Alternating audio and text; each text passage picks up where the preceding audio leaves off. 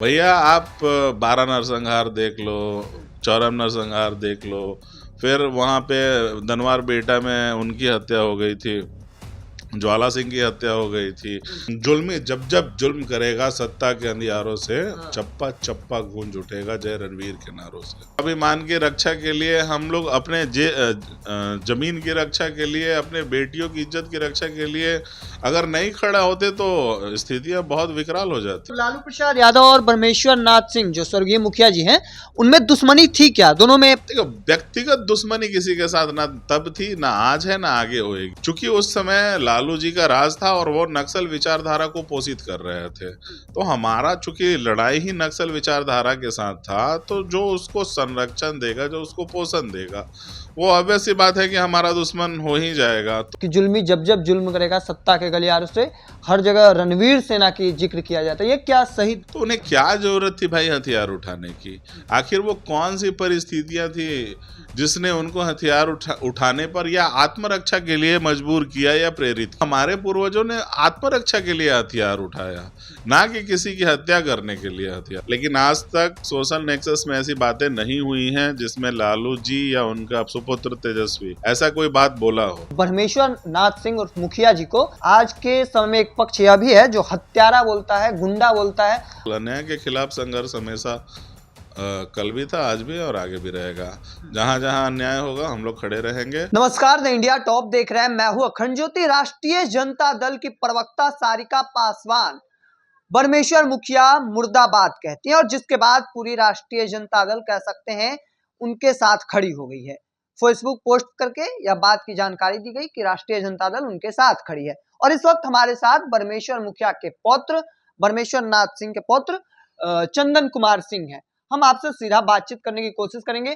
आखिर राष्ट्रीय जनता दल को परमेश्वर मुखिया से दिक्कत क्या है, और लगातार विरोध देखने को मिलता है, शुरू से देखने को मिलता है, वजह क्या? नहीं, परमेश्वर मुखिया जी से मुझे नहीं लगता कि आज तक, मुझे वो दिन याद है कि लालू जी का फोन आया था जब ग्रैंडफादर की हत्या हुई थी और वो श्रद्धांजलि देने के लिए बड़े व्याकुल थे। तो मुझे नहीं पता कि उनके क्या संबंध उनके साथ थे या नहीं थे, लेकिन आज तक सोशल नेक्सस में ऐसी बातें नहीं हुई हैं जिसमें लालू जी या उनका सुपुत्र तेजस्वी ऐसा कोई बात बोला हो।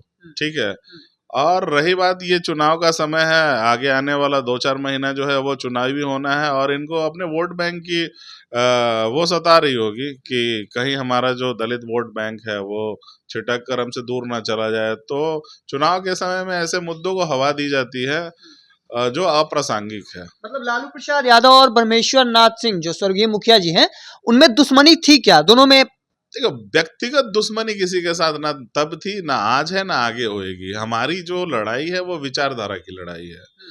चूंकि उस समय लालू जी का राज था और वो नक्सल विचारधारा को पोषित कर रहे थे, तो हमारा चूंकि लड़ाई ही नक्सल विचारधारा के साथ था, तो जो उसको संरक्षण देगा, जो उसको पोषण देगा, वो ऑब्वियस सी बात है कि हमारा दुश्मन हो ही जाएगा। तो इस लिहाज से उनके साथ हमारा क्योंकि वो राज सत्ता का निर्वहन नहीं कर पा रहे थे, क्योंकि वो 11 करोड़ 10 करोड़ जनसंख्या के मुख्यमंत्री थे और उनका बिहार की जनता के हित में कार्य न करना एक तरह से उनके खिलाफ जाता था, इसलिए हम विरोध करते थे। वैसे हमारी व्यक्तिगत लड़ाई थोड़ी ना लालू प्रसाद यादव से है। एक सवाल जो रहेगा, लोगों को कड़वा लग सकता है, आपको भी बहुत कड़वा लगेगा, कि परमेश्वर नाथ सिंह और मुखिया जी को आज के समय में एक पक्ष यह भी है जो हत्यारा बोलता है, गुंडा बोलता है। आखिर कहा जाता है कि वह कई दलितों के हत्या किए थे। देखिए, एक चीज है, हमने कभी किसी की हत्या इसलिए नहीं करी क्योंकि वो दलित है या इस समाज से है। चूंकि हमारा लड़ाई उस समय का जो था वो नक्सल लोगों से था, और जो नक्सलियों का पोषण करते थे, तो होता है कभी कभी जौ के साथ गुण भी पिस जाते हैं। वैसे हमारा कोई मोटिव था नहीं कि किसी की हत्या हो।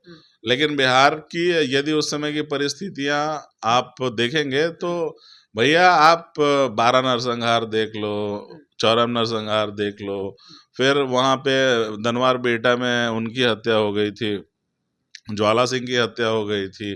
तो बिहार में नक्सलियों ने इस तरीके से कोहराम मचा के रखा था कि यदि हम अपने स्वाभिमान की रक्षा के लिए, हम लोग अपने जमीन की रक्षा के लिए, अपने बेटियों की इज्जत की रक्षा के लिए अगर नहीं खड़ा होते तो स्थितियां बहुत विकराल हो जाती। एक हमने बड़े लोगों से जो अभिभावक के तौर पे हैं जानकारी हमसे उनसे ली, तो उनका कहना था कि एक वक्त में लाल झंडा गाड़ दिए जाते थे, जिसके बाद इन्होंने सेना बनाई, रणवीर सेना। उस पर भी कही जाती है कि रणवीर सेना को लेकर तरह तरह की प्रोपेगेंडा लगातार। देखिए, सबसे बड़ा चीज क्या था कि हम या हमारा समाज, जिनको आप स्वर्ण समाज कहते हैं, वो बौद्धिक रूप से काफी सशक्त है, ठीक है। तो उन्हें क्या जरूरत थी भाई हथियार उठाने की? आखिर वो कौन सी परिस्थितियां थी जिसने उनको हथियार उठाने पर या आत्मरक्षा के लिए मजबूर किया या प्रेरित किया?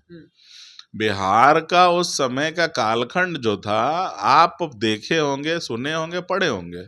तो हम आखिर हमारे सामने वो कौन सी परिस्थितियां थी जिसके कारण हमको आत्मरक्षा के लिए हथियार उठाना पड़ा?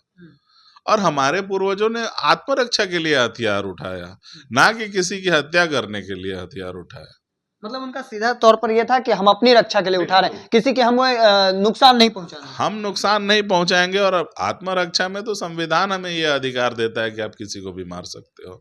अगर आपको कोई मारने आएगा तो आप थोड़े ना इंतजार करोगे कि तुम आओ मुझे मारो और चले जाओ। हमें भी आत्मरक्षा का अधिकार है, और क्रिया के विपरीत प्रतिक्रिया तो होती ही है, ये स्वाभाविक चीज है। बाबा का ऐसा मंत्र जो आज भी आप लोग लेकर चल रहे हैं। बिल्कुल, अन्याय के खिलाफ संघर्ष हमेशा कल भी था, आज भी है और आगे भी रहेगा। जहां जहां अन्याय होगा हम लोग खड़े रहेंगे। और मैं आप सभी को आश्वस्त करता हूं कि यदि आपको लगे कि सारा तंत्र बेकार हो जाता है, जब आपके मदद के लिए कोई नहीं खड़ा होगा, तो हम खड़े रहेंगे और आपको पूर्वत जैसे पहले थे वैसे आगे भी मिलेंगे। हमने कई लोगों के मुंह से सुना कि एक नारा दिया जाता है कि जुल्मी जब जब जुल्म करेगा सत्ता के गलियारों से, हर जगह रणवीर सेना की जिक्र किया जाता है। ये क्या सही नारा दिया गया? बिल्कुल। जुल्मी जब जब जुल्म करेगा सत्ता के अंधियारों से, चप्पा चप्पा गूंज उठेगा जय रणवीर के नारों से। रणवीर सेना आज भी जिंदा है। संगठन कभी मरता ही नहीं है। कुछ समय के लिए हो सकता है कि जब कार्य नहीं हो तो निष्क्रिय रहता हो, लेकिन जब जरूरत पड़ेगी फिर हम आपको उसी हालात में मिलेंगे। देखिए, ऐसा कहा जाता है कि व्यक्ति भले ही चले जाते हैं, व्यक्ति की मृत्यु हो जाती है, लेकिन विचारधारा जो है वह जिंदा रहती है। संगठन कभी नहीं मरता और ना कभी मरेगा। परिस्थितियां फिर अगर वैसी होंगी तो हम फिर खड़े होंगे अपने आत्मरक्षा के लिए। तो देखिए, सीधे तौर पर उनके पौत्र थे चंदन कुमार सिंह, सीधे तौर पर कहते नजर आ रहे हैं कि संगठन आज के वक्त में भी जिंदा है। और परमेश्वर नाथ सिंह जो मंत्र लेकर चले थे, जो बातें सीधे तौर पर खुलासा, कई बड़े खुलासा, चूंकि यह बात लगातार कही जाती है कई मंचों से, कई लोग कहते हैं कि लालू प्रसाद यादव और परमेश्वर नाथ सिंह के बीच दुश्मनी थी, तमाम जो बातें हैं, लेकिन इन सभी बातों का खुलासा करते नजर आ रहे थे। क्या कुछ कह रहे थे वो भी आपने सुना। तब तक के तमाम हर अपडेट को देखते रहने के लिए इंडिया टॉप देखते रहें। धन्यवाद।